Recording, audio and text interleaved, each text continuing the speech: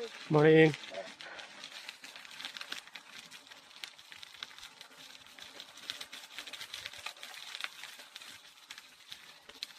न्युजिल्यान्डमा चाहिँ साथीहरू यसरी साइक्लिङमा जाँदा अथवा वाकिङमा जाँदा मान्छेहरू भेट्यो भने समयअनुसार दिनको ग्रिटिङ्स गरिन्छ मर्निङ आफ्टरनुन। त्यो चाहिँ चिन्नै पर्छ भन्ने छैन, एउटा फ्रेन्डली खालको कल्चर छ यहाँ साथीहरू। यहाँ देख्न सक्नुहुन्छ यस्तो ठाउँमा यसरी अलिकति ट्र्याकहरू बनाइदिएको हुन्छ।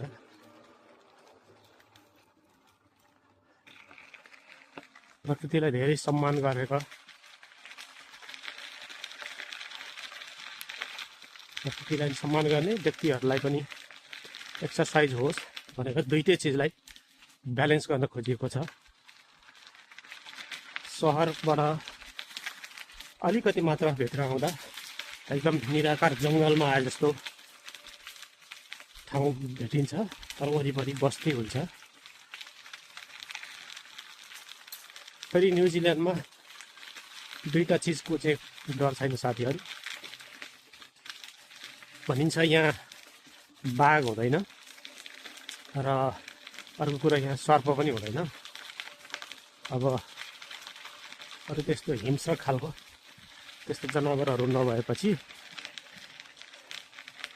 खासै तनाव पनि हुने भएन।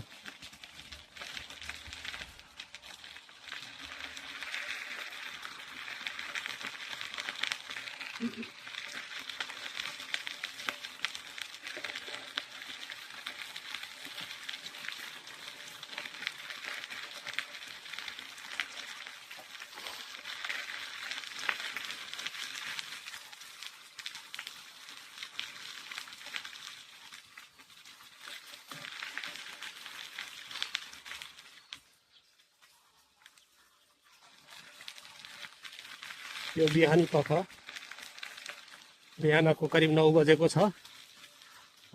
यो सन् 2026 जुनको मध्य पनि कटिसकेको छ र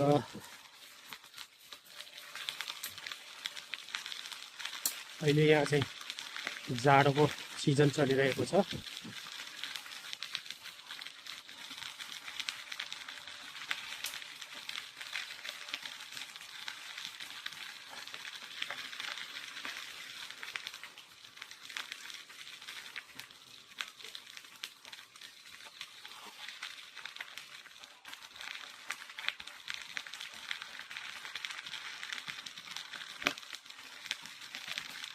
देख्न सक्नुहुन्छ मानिसहरू मर्निङ वाकमा हिँडिरहेको। मर्निङ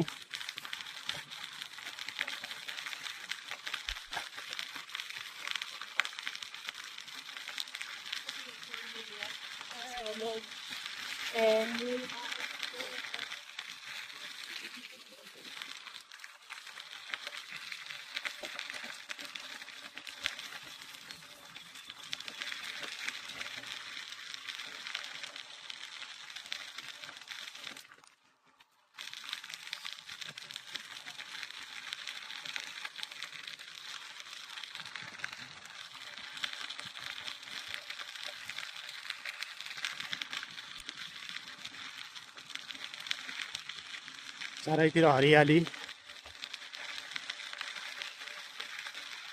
समुद्र पनि धेरै टाढा छैन, नजिकै।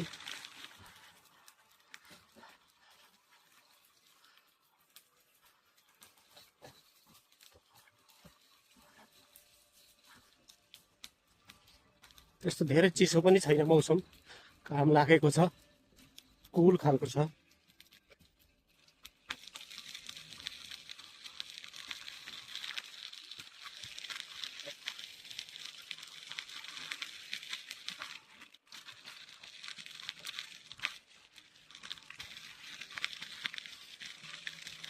हेर्नु होला यसरी बाटोहरू बनाएको छ हिँड्नको लागि, साइक्लिङको लागि। म चाहिँ यति बेला न्युजिल्यान्ड भन्ने देशको तौरङ्गा भन्ने ठाउँमा छु। र यहाँ यस्ता साइकल ट्रेलहरू वाकिङ ट्रेलहरू बनाइएको हुन्छ।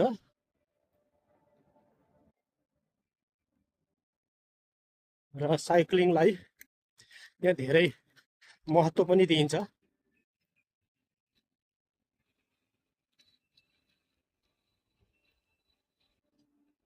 स्वास्थ्यका हिसाबले, तन्दुरुस्तीको लागि।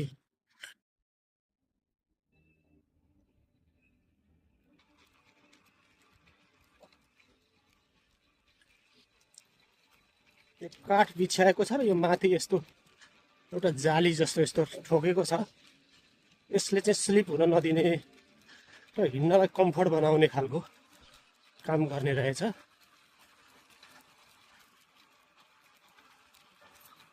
राज्यले एकचोटि लगानी गरिसकेपछि त्यसबाट जनतालाई वर्षौंसम्म सुविधा हुने। अनि तपाईहरुलाई लाग्दा यसरी खुल्ला ठाउँमा यसरी काठ बिछ्याउँदाखेरि यो कुइदैन त? मलाई पनि यो जिज्ञासा लागेर मैले एकजना इन्जिनियरसँग दाइसँग गफ गरेको थिएँ। नेपाली हुनुहुन्छ, म चाहिँ अकल्यान्डमा बस्नुहुन्छ। अनि उहाँले भनेअनुसार चाहिँ यो काठलाई चाहिँ यस्तो केमिकलमा डुबाइन्छ। केमिकल पनि फरक फरक टाइपको हुन्छ। त्यो केमिकलले त्यो काठ कति वर्षसम्म नकुहिने, 5 वर्ष हो कि 10 वर्ष हो कि 20 वर्ष हो कि 50 वर्षसम्म पनि नकुहिने खालको केमिकलहरू हुन्छ। त्यसमा डुबाएर राखिसकेपछि त्यो 50 इयर्स ग्यारेन्टी, पानी घाम जे भए पनि। अनि यसको अर्को फाइदा चाहिँ प्राकृतिक रूपमा यो देशमा नै प्रशस्त काठ उत्पादन हुन्छ। धेरै देशहरूमा काठ सप्लाई गर्छ यो देशले। आफ्नै देशमा उत्पादन भएको काठहरू प्रयोग गरिसकेपछि देशको पैसा पनि देशमै रह्यो र देशको आफ्नो उत्पादनको पनि प्रयोग भयो, जनतालाई सुविधा पनि भयो।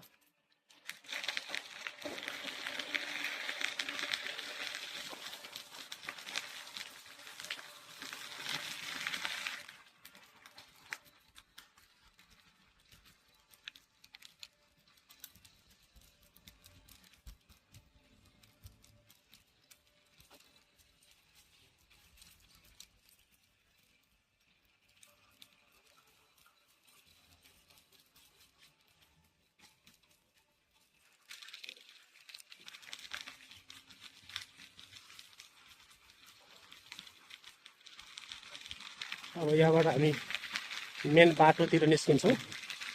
मेन बाटोमा हामी नहिँडिकन फेरि साइड लागेर बाटोको साइडमा समुद्रको छेउै छेउ गजबको ट्र्याक बनाएको छ। त्यो ट्र्याक हिँड्नेछौँ। त्यो चाहिँ त्यहाँको सार्वजनिक बस हो।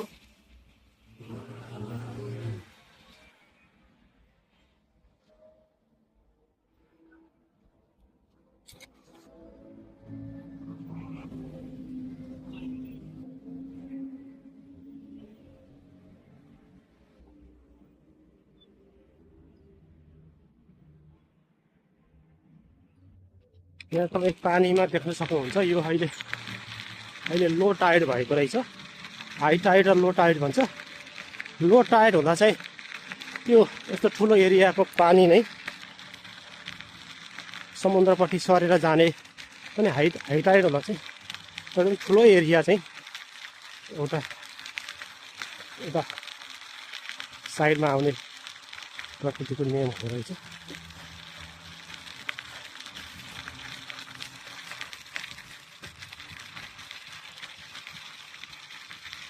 धेरै एकदमै राम्रो ट्र्याक, इन्जोय गर्न सकिने खालको छ। अब म चाहिँ यो भिडियो धेरै लामो भयो भने त्यति मजा पनि आउँदैन। अब यो भिडियोलाई यहीँ अन्त गर्छु र फेरि यसको कन्टिन्यू म अर्को भिडियोमा राख्छु। भिडियो मन पर्यो भने तपाईँले उल्लेख पनि गर्न सक्नुहुन्छ। यो भिडियोलाई अन्तिमसम्म हेर्नुभयो, धन्यवाद, नमस्कार। बाँकी अर्को भिडियोमा।